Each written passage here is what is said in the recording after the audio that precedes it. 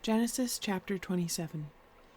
When Isaac was old, and his eyes were so weak that he could no longer see, he called for Esau, his older son, and said to him, "My son."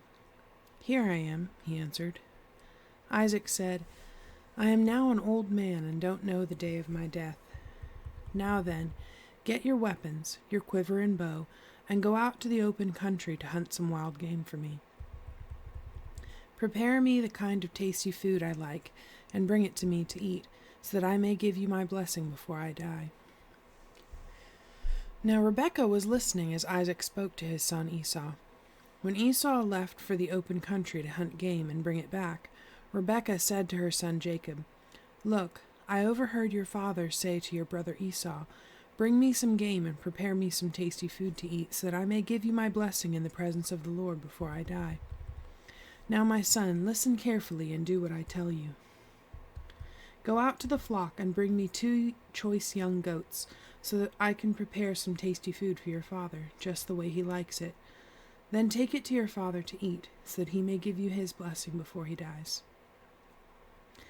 Jacob said to Rebekah his mother, "But my brother Esau is a hairy man, and I'm a man with smooth skin. What if my father touches me? I would appear to be tricking him, and would bring down a curse on myself rather than a blessing." His mother said to him, "My son, let the curse fall on me. Just do what I say. Go and get them for me." So he went and got them, and brought them to his mother, and she prepared some tasty food just the way his father liked it. Then Rebekah took the best clothes of Esau, her older son, which she had in the house, and put them on her younger son Jacob. She also covered his hands and the smooth part of his neck with the goatskins. Then she handed to her son Jacob the tasty food and the bread she had made. He went to his father and said, "My father." "Yes, my son," he answered. "Who is it?" Jacob said to his father, "I am Esau, your firstborn. I have done as you told me. Please sit up and eat some of my game, so that you may give me your blessing." Isaac asked his son, "How did you find it so quickly, my son?" "The Lord your God gave me success," he replied. Then Isaac said to Jacob, "Come near so I can touch you, my son, to know whether you really are my son Esau or not." Jacob went close to his father Isaac, who touched him and said, "The voice is the voice of Jacob, but the hands are the hands of Esau." He did not recognize him, for his hands were hairy like those of his brother Esau, so he blessed him. "Are you really my son Esau?" he asked. "I am," he replied. Then he said, "My son, bring me some of your game to eat, so that I may give you my blessing." Jacob brought it to him, and he ate, and he brought some wine, and he drank. Then his father Isaac said to him, "Come here, my son, and kiss me." So he went to him and kissed him. When Isaac caught the smell of his clothes, he blessed him and said, "Ah, the smell of my son is like the smell of a field that the Lord has blessed." Whoops. There it is. "May God give you of heaven's dew and of earth's richness, an abundance of grain and new wine. May nations serve you, and peoples bow down to you. Be Lord over your brothers, and may the sons of your mother bow down to you. May those who curse you be cursed, and those who bless you be blessed." After Isaac finished blessing him, and Jacob had scarcely left his father's presence, his brother Esau came in from hunting. He too prepared some tasty food and brought it to his father. Then he said to him, "My father, sit up and eat some of my game, so that you may give me your blessing." His father Isaac asked him, "Who are you?" "I am your son," he answered, "your firstborn, Esau." Isaac trembled violently and said, "Who was it then that hunted game and brought it to me? I ate it just before you came, and I blessed him, and indeed he will be blessed." When Esau heard his father's words, he burst out with a loud and bitter cry, and said to his father, "Bless me too, my father." But he said, "Your brother came deceitfully and took your blessing." Esau said, "Isn't he rightly named Jacob? He has deceived me these 2 times. He took my birthright, and now he's taken my blessing." Then he asked, "Haven't you reserved any blessing for me?" Isaac answered Esau, "I have made him lord over you, and have made all his relatives his servants, and I have sustained him with grain and new wine. So what can I possibly do for you, my son?" Esau said to his father, "Do you have only one blessing, my father? Bless me too, my father." Then Esau wept aloud. His father Isaac answered him, Your dwelling will be away from the earth's richness, away from the dew of heaven above. You will live by the sword, and you will serve your brother. But when you grow restless, you will throw his yoke off from your neck. Esau held a grudge against Jacob because of the blessing his father had given him. He said to himself, The days of mourning for my father are near. Then I will kill my brother Jacob. When Rebekah was told what her older son Esau had said, she sent for her younger son Jacob and said to him, Your brother Esau is consoling himself with the thought of killing you. Now then, my son, do what I say. Flee at once to my brother Laban in Haran. Stay with him for a while until your brother's fury subsides. When your brother is no longer angry with you and forgets what you did to him, I'll send word for you to come back from there. Why should I lose both of you in one day? Then Rebekah said to Isaac, I'm disgusted with living because of these Hittite women. If Jacob takes a wife from among the women of this land, from Hittite women like these, my life will not be worth living. Chapter 28. So Isaac called for Jacob and blessed him and commanded him, Do not marry a Canaanite woman. Go at once to Padan Aram, to the house of your mother's father Bethuel. Take a wife for yourself there, from among the brothers of Laban, your mother's brother. May God Almighty bless you, and make you fruitful, and increase your numbers until you become a community of peoples.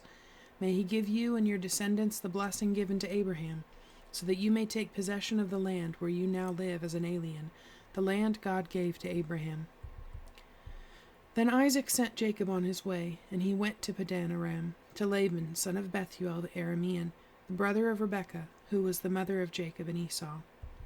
Now Esau learned that Isaac had blessed Jacob and had sent him to Padan Aram to take a wife from there, and that when he blessed him he commanded him, Do not marry a Canaanite woman, and that Jacob had obeyed his father and mother and had gone to Padan Aram.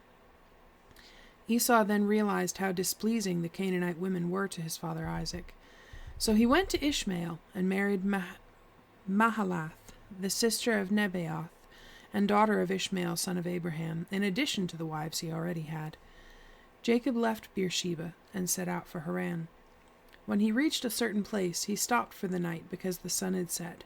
Taking one of the stones there, he put it under his head and lay down to sleep. He had a dream in which he saw a stairway resting on the earth, with its top reaching the heaven, and the angels of God were ascending and descending on it. There above it stood the Lord, and he said, I am the Lord, the God of your father Abraham, and the God of Isaac. I will give you and your descendants the land on which you are lying. Your descendants will be like the dust of the earth, and you will spread out to the west and to the east, to the north and to the south. All peoples on earth will be blessed through you and your offspring. I am with you, and will watch over you wherever you go, and I will bring you back to this land. I will not leave you until I have done what I have promised you. When Jacob awoke from his sleep, he thought, Surely the Lord is in this place, and I was not aware of it. He was afraid and said, How awesome is this place! This is none other than the house of God. This is the gate of heaven. Early the next morning, Jacob took the stone he had placed under his head and set it up as a pillar and poured oil on top of it. He called that place Bethel, though the city used to be called Luz.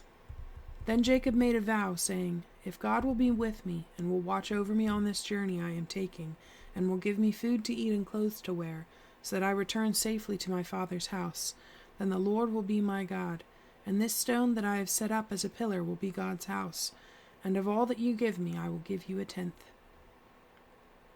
Chapter 29. Then Jacob continued on his journey, and came to the land of the eastern peoples. There he saw a well in the field, with 3 flocks of sheep lying near it, because the flocks were watered from that well. The stone over the mouth of the well was large. When all the flocks were gathered there, the shepherds would roll the stone away from the well's mouth and water the sheep.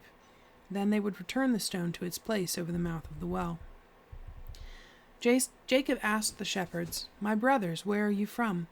We're from Haran, they replied. He said to them, Do you know Laban, Nahor's grandson? Yes, we know him, they answered. Then Jacob asked them, Is he well? Yes, he is, they said, and here comes his daughter Rachel with the sheep. "Look," he said, "the sun is still high. It is not time for the flocks to be gathered. Water the sheep and take them back to pasture." "We can't," they replied, "until all the flocks are gathered and the stone has been rolled away from the mouth of the well. Then we will water the sheep." While he was still talking with them, Rachel came with her father's sheep, for she was a shepherdess.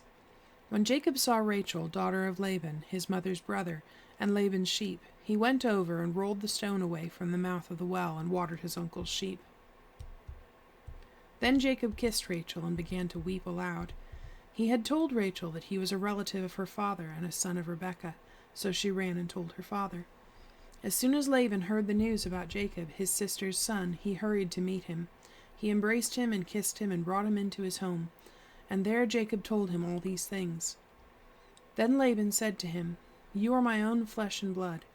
After Jacob had stayed with him for a whole month, Laban said to him, "Just because you are a relative of mine, should you work for me for nothing?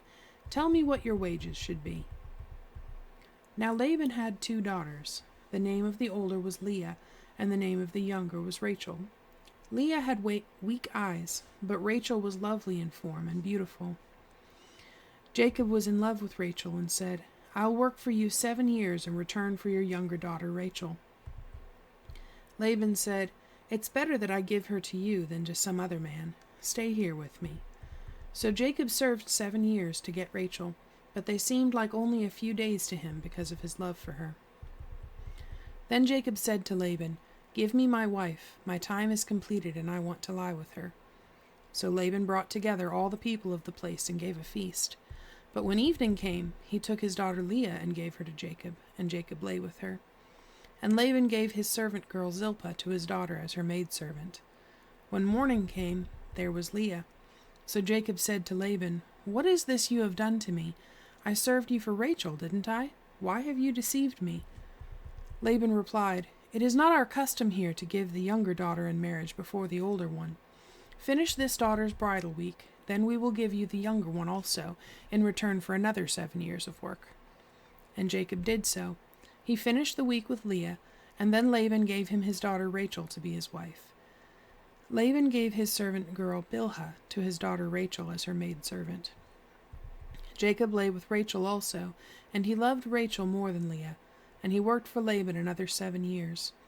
When the Lord saw that Leah was not loved, he opened her womb, but Rachel was barren. Leah became pregnant and gave birth to a son. She named him Reuben, for she said, "It is because the Lord has seen my misery. Surely my husband will love me now." She conceived again, and when she gave birth to a son, she said, "Because the Lord heard that I am not loved, he gave me this one too." So she named him Simeon.